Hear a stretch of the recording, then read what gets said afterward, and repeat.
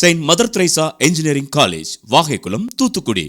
இந்த செங்கோலுங்கிறது நான் முதல்ல விளக்கம் கொடுக்கும்போதே சொன்னேன். ஆகஸ்ட் 14, 1947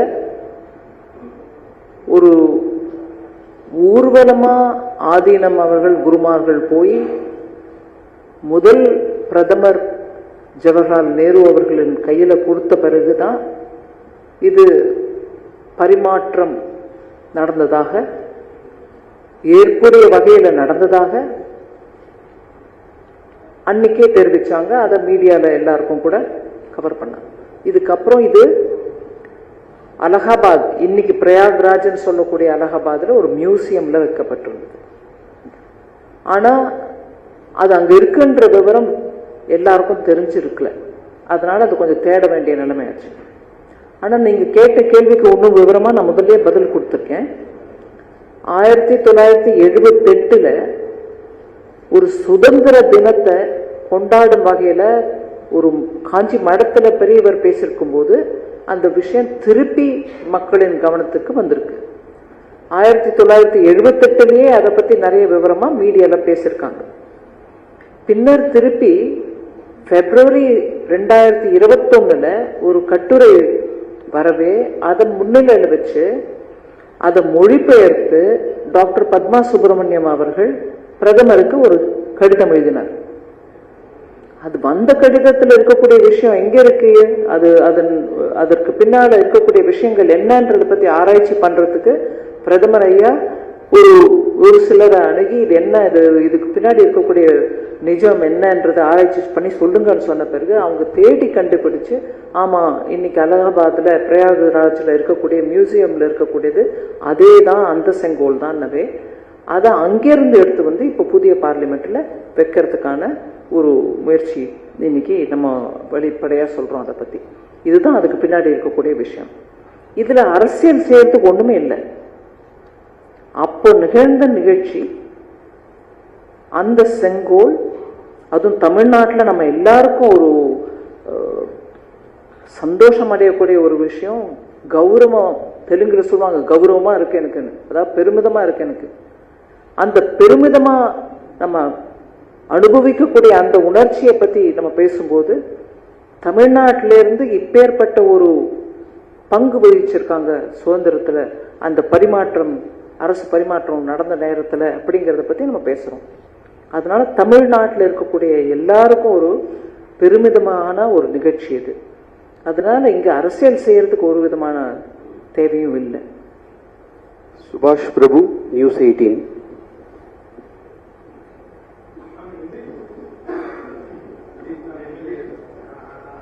நீங்க இதுல அரசியல் செய்ய வேண்டாம்னு சொல்றீங்க, ஆனா எதிர்கட்சிகள் இதுல அரசியலை செய்யறதை எப்படி பாக்குறீங்க?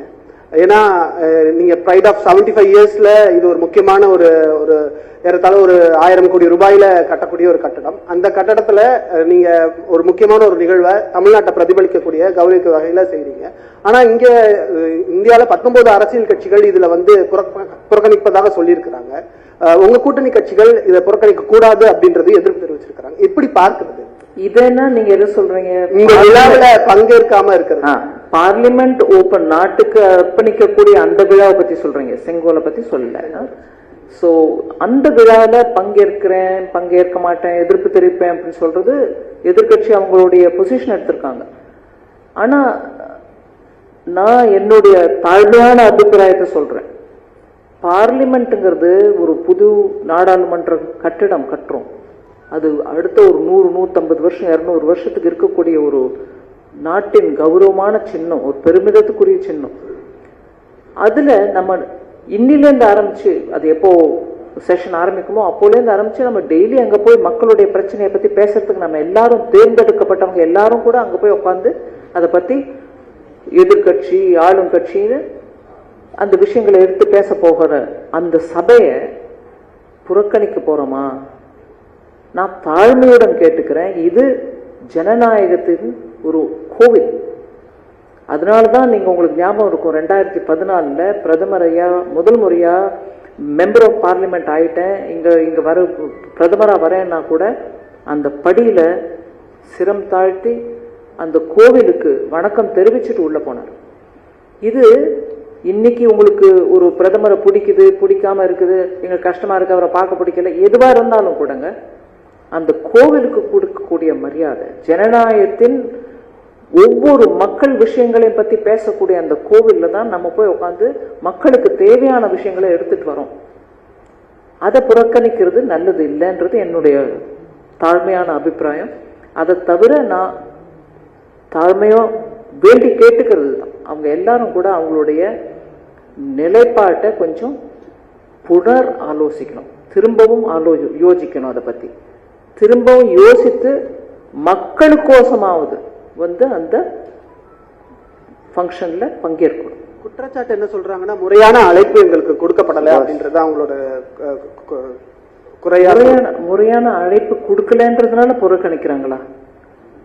நான் அதை விசாரிக்கணுங்க. எனக்கு தெரிஞ்சு நல்ல விதமா செக்ரட்டரி ஜெனரல் ஆஃப் லோக்சபா, அவர் தான் லோக்சபாக்கு முழுமையான அதிகாரி, அவர் மூலமாக லோக்சபா ஸ்பீக்கர் சபாநாயகரின் தரப்பிலிருந்து அவங்களுக்கு ஒரு இன்விடேஷன் போயிருக்கு. அது முறையில்லை அப்படிங்கிறாங்களா இல்ல வேற ஏதாவது எதிர்பார்க்கறாங்களான்றது எனக்கு புரியல. Thank you ma'am.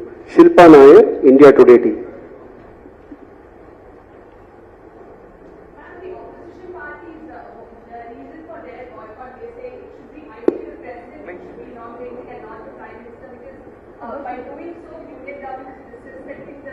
Of the president and the by doing so they are disrespecting the office of the president is what the allegation is. How do you respond to that? I'm surprised by this kind of an allegation. Parties which today see the Rashtrapati as a very eminent leader, particularly coming from tribal background, are the ones which undertook a very bitter campaign. I do not wish to recall the kind of words they used at that time. Leaders belonging to these very same opposition parties spoke ill of her, abused her, said that she is going to be a rubber stamp, said that she doesn't represent any of what the country needs and she is representing evil forces. Obviously, they had the RSS in mind, and also said she is just not going to perform because she is chosen and she will only be a rubber stamp. The very same people today also chose someone to contest against her, and today suddenly they become morally motivated, so encouraged to say, no, you're disrespecting her. It's one thing to run a campaign as a candidate for the post, but totally another, where I can give you the list of words that they used, the parties that they belong to. Not one in that group said anything to honor her at that time. And today suddenly they feel that we have to recognize, we give her, and Honorable Prime Minister himself gives her the due respect. And all of us are extremely proud of our Rashtrapati ji. It's surprising that the very same people who ran a bitter campaign, abusive campaign, are suddenly reminded about the president. Rangabhashyam, Dinamani.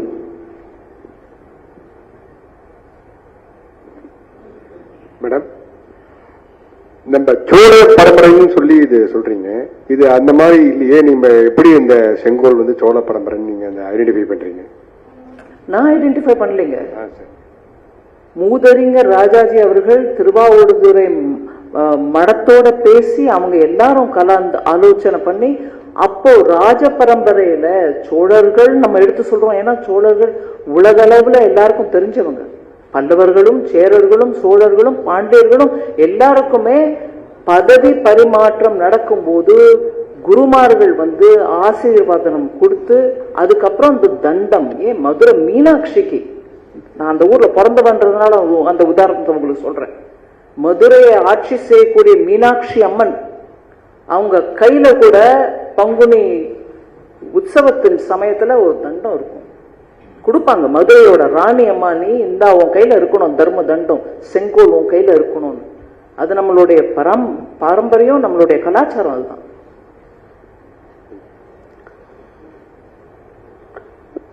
Thiru T Prabhakaran, Sun news.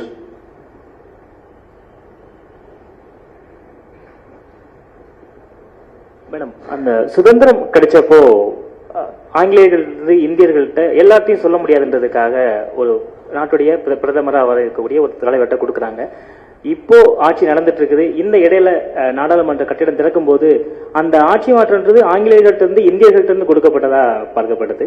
இப்போ ஆட்சி நடந்துட்டு இருக்குது. இந்த நேரத்தில் நாடாளுமன்ற கட்டிடத்துல இதற்கான மிக முக்கியத்துவம் எந்த மாதிரி நீங்க பாக்குறீங்க? இல்லைங்க, நீங்க அதை நல்ல விவரிச்சு சொல்றீங்க, ரொம்ப நல்லா இருக்கு. ஆங்கிலேயரிடமிருந்து இந்தியர்களுக்கு வந்தது. அப்ப தேர்ந்தெடுக்கப்பட்ட முதல் பிரதமர் நேரு அவர்களிடம் ஒரு சிம்பாலிக்கா மக்களுக்கு நீங்க தேர்ந்தெடுக்கப்பட்ட தலைவர் நாங்க வாங்குங்க. அது எங்க இருந்திருக்கணுங்க? நான் உங்களை திருப்பி கேட்கிறேன், மக்களவையில் இருந்திருக்கணுமா? அதுதான் இப்ப பிரதமர் பண்றாரு. D Rajakumaran, polymer. மேடம், நீங்க சொல்லையில இந்த பிரிட்டன் அரசிகள் கூட அந்த மரபுப்படி தான் இதை முடிசூடி கொள்வாருங்க அப்படிங்கறத சொல்லியிருந்தீங்க. அதாவது அவர்கள் முடிசூடும் பொழுது அதுல சிலுவை சின்னம் இருக்கும். இதுல நந்திகேஸ்வரர் சிலை இருக்கிறதுனால என்னதான் நம்ம செங்கோல்னு சொன்னாலும் அதுல ஒரு மத அடையாளமா அந்த நந்திகேஸ்வரர் சிலையை நம்ம பார்க்க முடியுமா? அது மாதிரி வாய்ப்புகள் இருக்கா? நான் அங்க சிலுவை இருக்கிறதுனால இங்க நந்தி இருக்கணும் நான் சொன்னீங்க. அந்த உதாரணத்துக்கு எதுக்கு எடுத்து சொன்னேன்னா, இன்னைக்கும் அவங்க ஜனநாயகமா இருந்தா கூட அரசு அப்படிங்கிறது பவர் இருக்கக்கூடிய மக்களின் பவரை காட்டக்கூடிய அந்த மக்களவை ஜனநாயகம். இது இருக்கக்கூடிய இதர தேசங்கள்ல கூட இதை பண்றாங்க. நம்மளும் அதை தான் பண்ணிருக்கோம், 1947லயே பண்ணிருக்கோம் அப்படின்னு சொல்றையில அவருக்கு நான் சொன்ன மாதிரி அந்த சன் டிவி தோழர் கேள்வி கேட்டதுக்கு சொன்ன பதில் கொடுத்த மாதிரி உங்களுக்கு நான் சொல்றேன், அது மக்களின் சக்தி.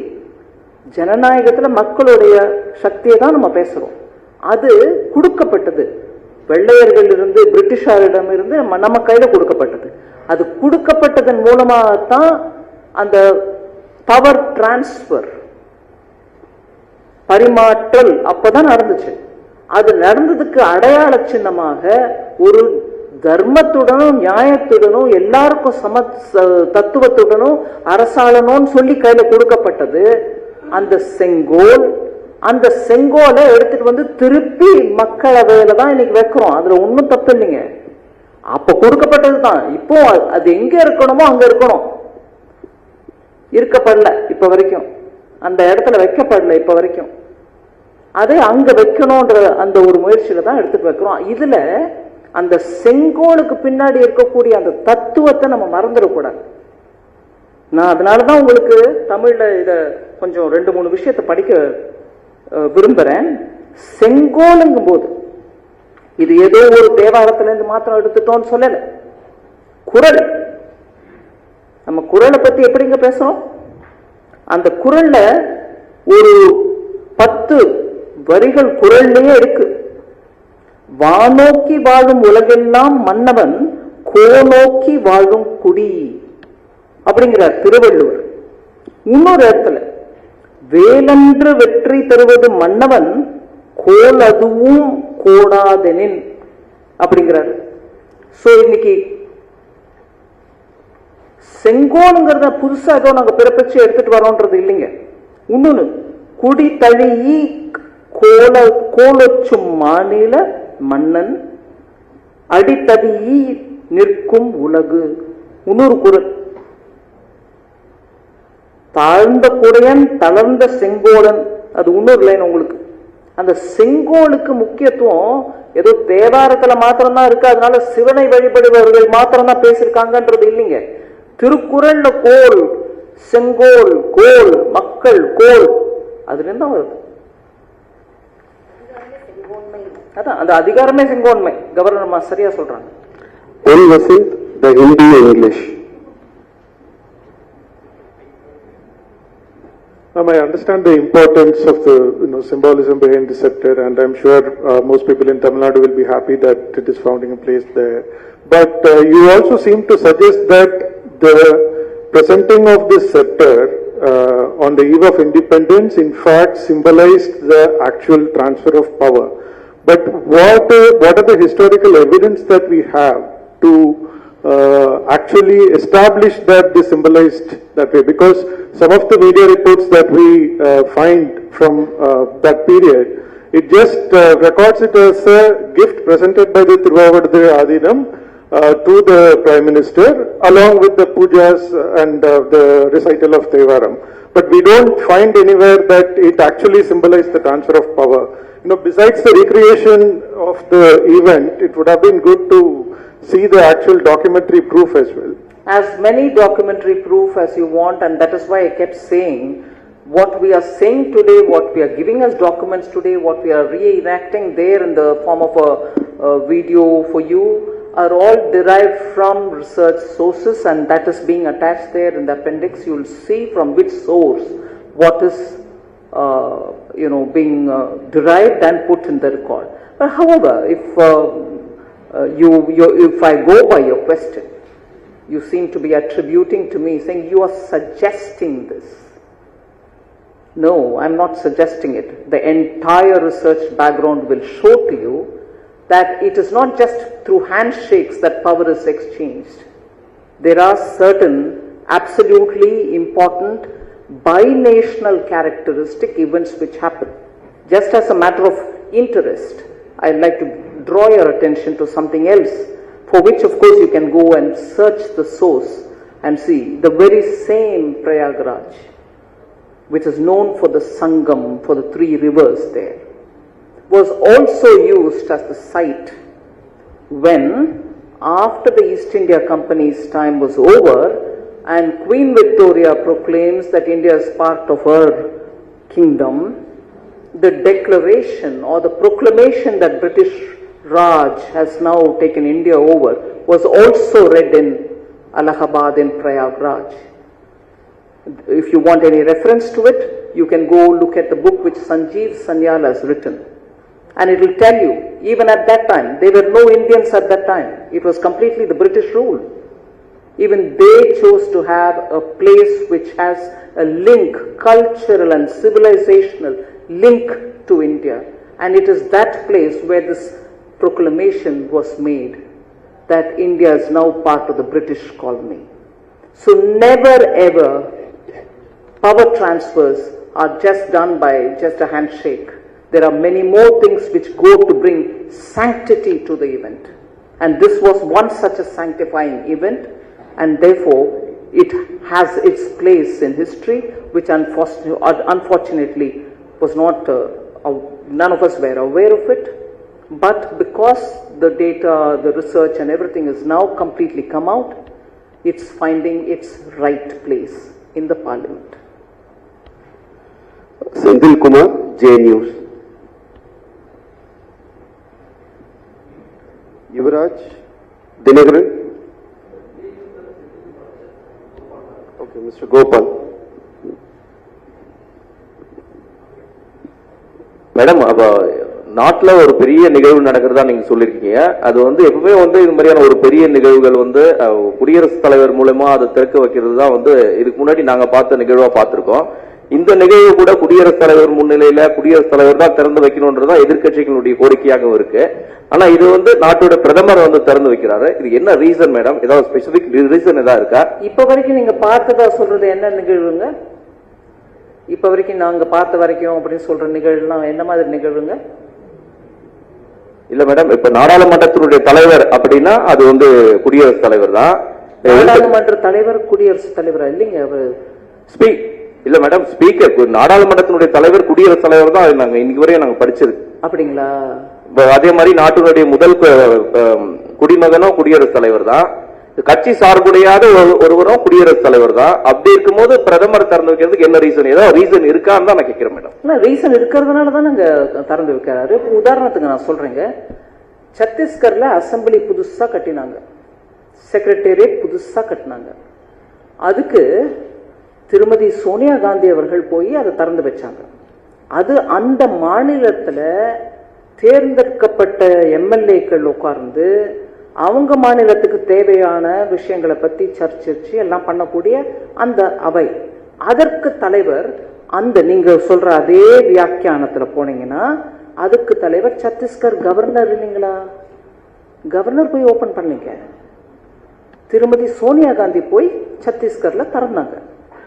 இப்ப வரைக்கும் நம்ம பார்த்த விஷயத்துல இதையும் நீங்க சேர்த்துக்கணும் மேடம். அது வந்து ஒரு ஸ்டேட் மேடம், ஒரு மாநிலத்தில் நடக்கிற நிகழ்ச்சி. அது அந்தந்த மாநிலங்களுக்கு நீங்க நாடு சொல்றேன், அந்தந்த மாநிலங்களுக்கு நீங்க சொல்ற மாதிரி நாடு முழுவதற்கும் ராஷ்டிரபதி ஜனாதிபதி அப்படின்னு சொல்ற மாதிரி அந்த மாநிலத்துக்கு கவர்னர். இப்போ கவர்னர் தமிழிசை சவுந்தரராஜன் இருக்காங்க, ஒரு நிமிஷம் அவங்க அவங்க அனுபவத்தையும் சொல்லுவாங்க உங்களுக்கு.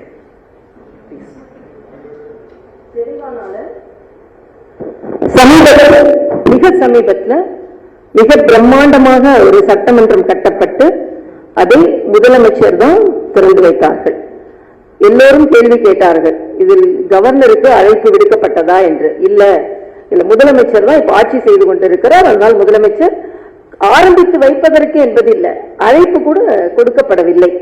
இதை நான் தெளிவாக இங்கே சொல்ல ஆசைப்படுகிறேன். அது மட்டும் இல்ல, இப்ப இங்க சொல்றீங்க அரசியல் சார்பு இல்லாதவர் ஜனாதிபதி குடியரசுத் தலைவர், அதையே ஆளுநர்களுக்கு சொல்றது இல்லை. ஆளுநர்கள் அரசியல் சார்பற்றவர்கள், அதனாலதான் நாங்க நடுநிலை வகிக்கிறோம் என்று சொன்னால் அதை யாரும் ஒப்புக்கொள்வதில்லை. அப்பொழுது முதலமைச்சர் தான் சொல்றீங்க. ஆனா இப்ப குடியரசுத் தலைவர் என்று வந்தவுடன் பிரதம அமைச்சர் அவர்கள் அரசியல் சார்புள்ளவர்களாக இருக்கிறார்கள் என்று சொல்கிறார்கள். இதிலே ஒரு முரண்பாடு இருக்கிறது என்பதை நான் தெளிவாக சொல்கிறேன். இப்போ கவர்னரே தன்னை பத்தி இவ்வளவு விளக்கம் கொடுக்க வேண்டி இருக்குதுங்க. திருமதி சோனியா காந்தி என்னங்க கவர்னர், இவங்க கவர்னர், அவங்க ராஷ்டிரபதி. சோ நீங்க கேள்வி கேட்கறீங்க, நானும் அதுக்கு உதாரணத்தை எடுத்து சொல்றேன், அதையும் பார்த்துக்காங்க நீங்க. Shiva Prasanna Kumar, PTI. PTI. Pearson. Madam, I'd just like to know if you said 20 persons, 20 Adinams from here will be joining the function there. And you have named also. Apart from it, would you be taking out any specific thing from Tamil Nadu for this historic event? Not that I know of. Only the 20 Adinams are coming from here. They will be given their due respects and recalling what happened in 1947. Other than that, the workers who built the building will be given due respects and honor. Gentlemen, last two questions. Yuvraj Dinakaran.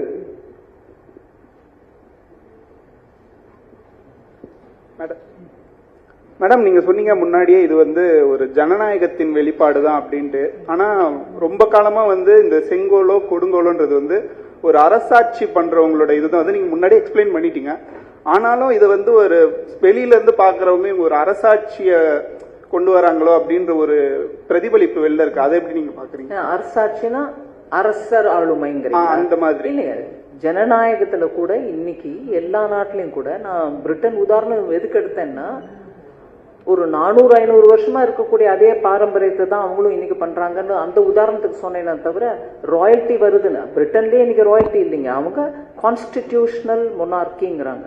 அது டெமோக்ரஸியில அவங்களும் நம்ம ராஷ்டிரபதிக்கு இருக்கக்கூடிய அதே பவரோட தான் அவங்களும் இருக்காங்க. இது royalty திருப்பி கூட்டிட்டு வரணும், ராஜர்கள் அரசர்கள் மூலம் நம்ம நாட்டை நடத்தணும், அந்த மாதிரி நோக்கத்தோட இல்லைங்க. 1947லயும் அந்த நோக்கத்தோட கொடுக்கப்படலையே. நேரு அவர்கள் கையில கொடுத்த போது அரசர்களை திருப்பி கூட்டிட்டு வரதுக்காக கொடுத்தாங்க இல்லைங்க. அரசு பரிவர்த்தனை, ஆளுமையோட பரிவர்த்தனை நடக்கிறதுக்கு சின்னமா கொடுத்தாங்க. அதை தான் நாங்க இப்போ இன்னைக்கு நினைவு கூறுறோம்.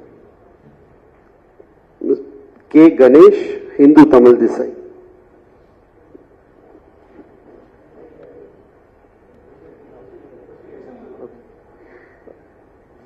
Lenin, ETV. இன்னைக்கு அவங்க நல்லா ஃபுல்லா எழுதிட்டாங்க, தமிழ் இந்து நல்லா எழுதியிருக்காங்க.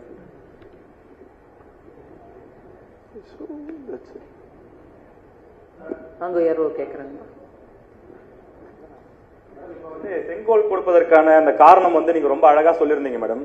ஒருதலை பட்சமான ஆட்சி இங்க நடைபெறல அப்படிங்கறத வெளியில காட்டுறதுக்காகத்தான் செங்கோல் கொடுக்கிறோம் அப்படின்னு ஒரு விஷயம். நடக்க கூடாதுன்னு சொல்லி ஆசீர்வாதம் பண்ணி கொடுக்கறது தான் அது. அதனால நடக்க கூடாது, அதை பார்க்கையிலேயே நம்மளுக்கு அந்த மெசேஜ் ஞாபகம் வரணும். நியாயமா நோக்கு சரியா எல்லாரையும் சேர்த்து கூட்டிட்டு போற மாதிரி இருக்கக்கூடிய நல்ல நீதி நிலைமை நல்லா இருக்கணும்.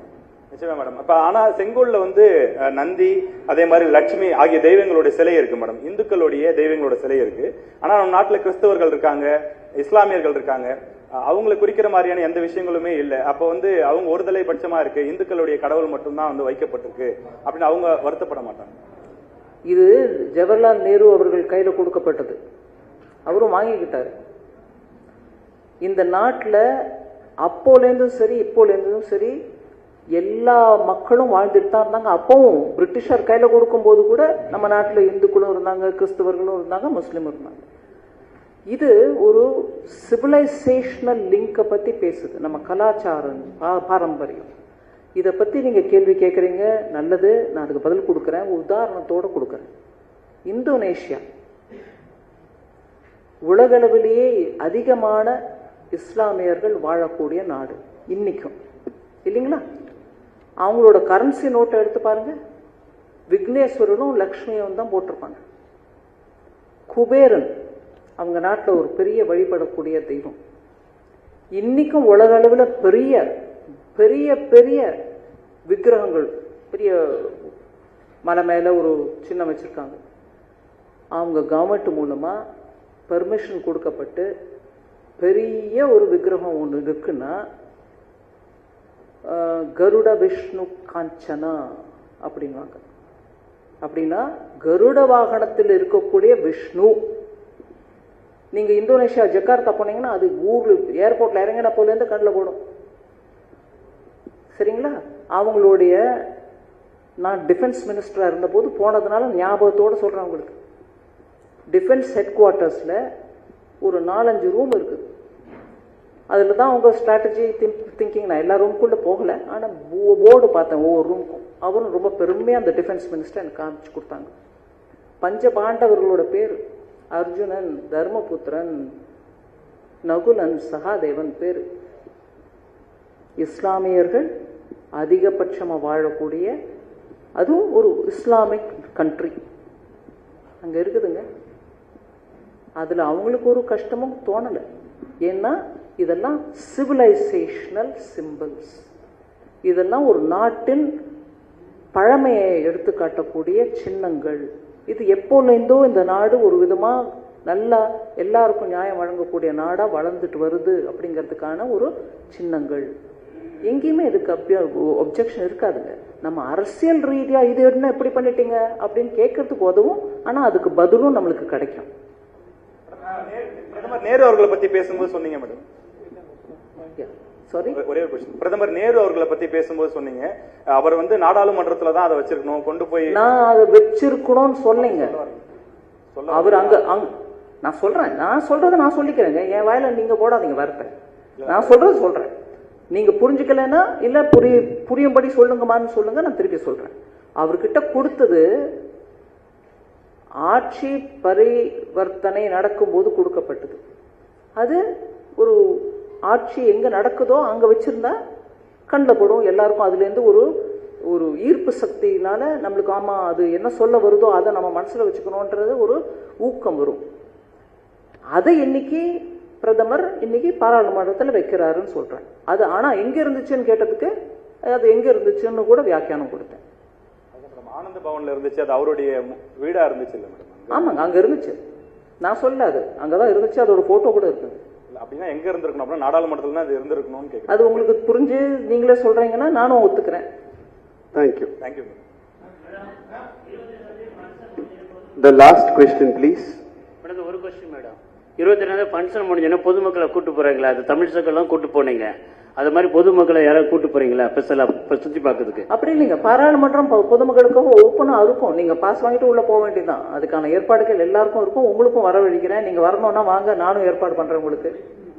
அது எல்லாருக்கும் திறந்து பொதுமக்களை வர வைக்கக்கூடிய அந்த சமயத்துல உங்களையும் டெஃபினட்டா கூட்டிட்டு போறேன், வாங்க. மேடம் வணக்கம் மேடம். பாலவெற்றிவேல், புதிய தலைமுறை. மேடம், நாடாளுமன்றம் லோக்சபா ராஜ்யசபா 2 நாள் ஆனது.